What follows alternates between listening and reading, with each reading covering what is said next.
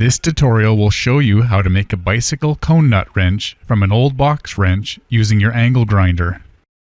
Because the cone nut has such a small profile, a regular wrench will be too thick to fit properly, so it will need to be machined down to about half its thickness. The wrench shown here is also too small, so I will be opening up the inside as well using the grinder.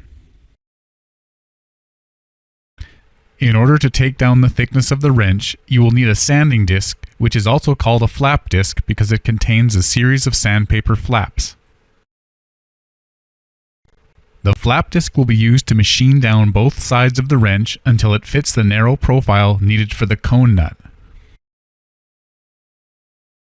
A regular thin grinding disc will also be used here to open up the wrench, since the one I chose is too small to fit onto the cone nut.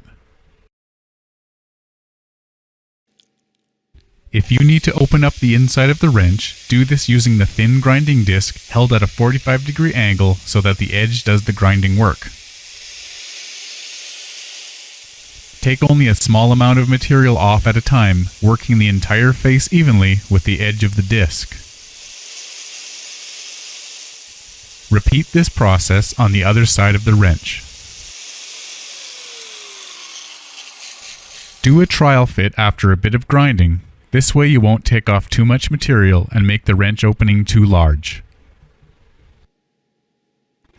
This one needs a little more work. Remember to use the edge of the grinder disc by holding it into the opening at an angle.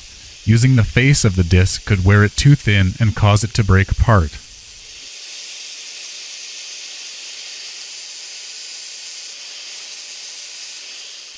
Try to take off the material evenly on both sides, working a little bit at a time.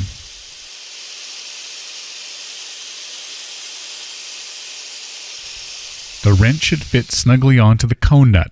This way you won't damage the edges of the nut when you're installing the axle hardware. At this point, the wrench is twice as thick as it needs to be, so more grinding work will be needed to shave it down to about half its size. Using the flap disc, remove material from the box section of the wrench, keeping the disc even as you work it up and down the section to be thinned out.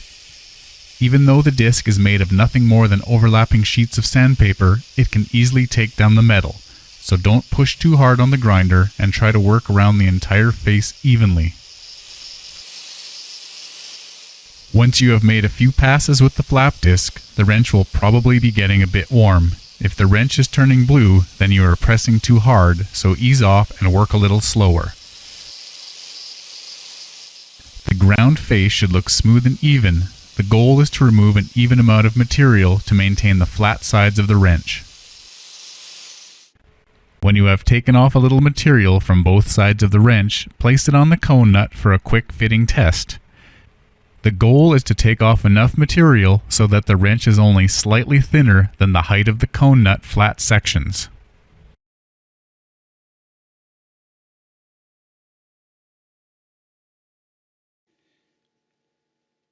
Once you have thinned your wrench so that it fits into the cone nut properly, you can clean up the sharp edges.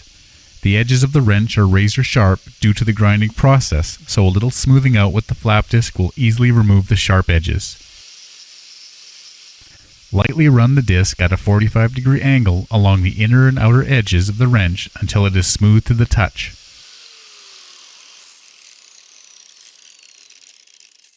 A completed homebrew cone wrench looks as good as a store-bought unit once it is all cleaned up. The completed cone nut wrench looks pretty good considering it was made in 10 minutes using only an angle grinder. Being made from hardened tool steel, it'll certainly last a long time as well. To tighten or remove the axle hardware, you need to hold the cone nut so that you can turn the locking nut. The locking nut keeps the cone nut from turning on the axle once the proper bearing fit has been adjusted. For a more detailed explanation on how to adjust wheel bearings, visit our tutorials page.